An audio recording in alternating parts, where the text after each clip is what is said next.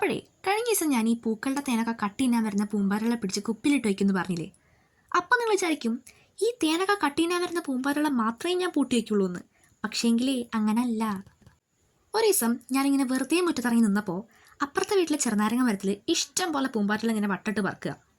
അവിടുന്ന് വഴിയിച്ച് വരുന്ന ഒന്നോ രണ്ടോ പൂമ്പാറ്റകളെ പിടിക്കാൻ പഠിച്ച പണി 18 നോക്കിയിട്ട് നടക്കണില്ല. അങ്ങനെ ഇരിക്കുമ്പോഴാണ് എൻ്റെ ചെറിയൊരു കംപ്ലൈൻ്റ് ഉള്ള തലയിൽ ആ കുരുട്ടുബുദ്ധി കത്തിയത്.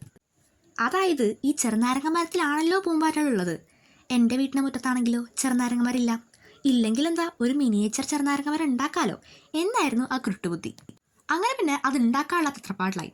അതിനായിട്ട് ആദ്യം ഒരു ഹോർലിക്സ് ഡബ്ബ പോലത്തെ ഡബ്ബ എടുത്തു. എന്നിട്ട് അതിലോട്ട് ഇച്ചിരി മണ്ണ് വാരിയിട്ടു. അതിനുശേഷം ഒരു ഒടിഞ്ഞ കൊമ്പിൻ്റെ ചെറിയൊരു പീസ് അതിലോട്ട് കുത്തിവെച്ചു. പിന്നീട് ഒരു പിഴിഞ്ഞ് ആത്മാവ് വരെ എടുത്ത് ഒരു ചെറുനാരങ്ങയുടെ പാതി ആ കൊമ്പിൻ്റെ മുകളിലോട്ട് വെച്ചു കൊടുത്തു. അപ്പം നിങ്ങൾ വിചാരിക്കും ഫ്രഷ് നാരങ്ങ ഇല്ലാഞ്ഞിട്ടാണോ പാതി നാരങ്ങ വെച്ച് അഡ്ജസ്റ്റ് ചെയ്തതെന്ന്. ഇല്ലാഞ്ഞിട്ടല്ല, ഫ്രഷ് നാരങ്ങ എടുത്താലേ പ്രപഞ്ചത്തിലെ ഒരാളുടെ നിന്ന് നന്നായിട്ട് കിട്ടും. ഓക്കെ, അപ്പം നമ്മൾ വിഷയത്തിൽ നിന്ന് ചെറുതായിട്ടൊന്ന് തെന്നി മാറി. അപ്പം ഞാൻ ഈ കുഞ്ഞ് ചെറുനാരങ്ങ മരം മുറ്റത്ത് വെച്ചിട്ട് കുറച്ചു നേരം കഴിഞ്ഞ് വന്നു നോക്കിയപ്പോൾ പൂമ്പാറ്റകളൊന്നും വന്നിട്ടില്ല. അപ്പം എൻ്റെ കുഞ്ഞു മനസ്സിനെ ചെറുതായിട്ടൊന്ന് വേദനിച്ചെങ്കിലും തളരാതെ ഞാൻ എൻ്റെ അടുത്ത നീക്കം നടത്തി. ഞാനിച്ചിരി പൂമ്പാറ്റകളെ വരച്ച് ഒരു റിയാലിറ്റിക്ക് വേണ്ടി അതിലേക്ക് ഇട്ടു. ആർട്ടിഫിഷ്യൽ ചെങ്ങായിമാരെ കണ്ടിട്ടെങ്കിലും ഒറിജിനൽ പൂമ്പാറ്റകൾ ഇച്ചിരി നേരം കഥ പറഞ്ഞിരിക്കാനെങ്കിലും വന്നോട്ടെ എന്ന് വിചാരിച്ചിട്ടായിരുന്നു ആ നീക്കം. എന്നിട്ട് ഇച്ചിരി നേരം കഴിഞ്ഞിട്ട് വീണ്ടും വന്നു നോക്കി. എന്നിട്ട് വന്നോ എവിടെന്ന്? നമ്മളെ വിചാരിച്ച ആൾക്കാരല്ലേ ഈ പൂമ്പാറ്റകൾ.